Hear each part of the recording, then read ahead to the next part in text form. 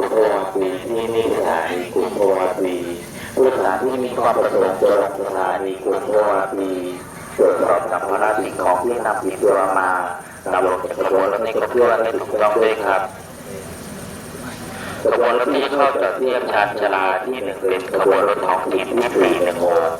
รับส่งผู้โดยสารต้นทางสถานีอุดรธานีปลายทางสถานีนครราชสีมาผู้โดยสารที่โดยสารรอรับประทานที่ชานชาลาที่1ครับ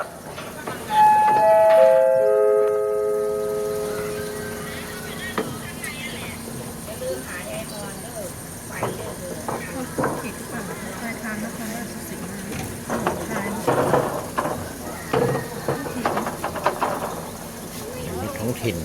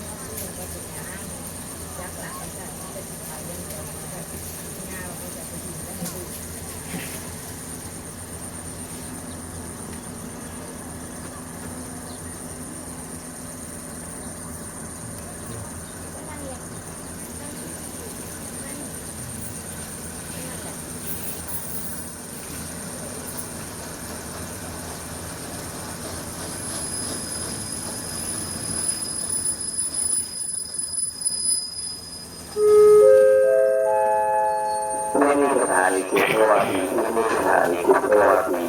ผู้โดยสารที่มีความประสงค์จะลงสถานีกรุงเทพวาปี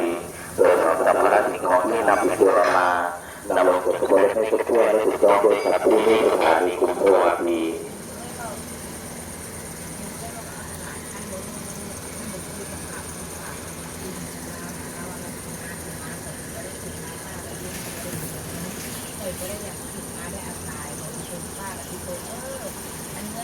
ขบวนรถที่ไม่ออกจากสถานีกรุงเทพวาปีจะหยุดรับส่งผู้โดยสารต่อไปที่สถานีห้วยเจิ้งนนท์สะอาดเขาสวนกวางห้วยเขียวนครเป็นสถานีต่อไปตามลำดับครับ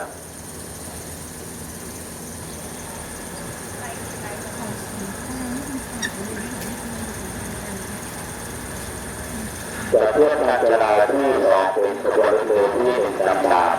รับส่งผู้โดยสารต้นทางสถานีกรุงเทพอภิวัตรปลายทางสถานียานจันทร์ต่อไปสถานีกรุงเทพวาปี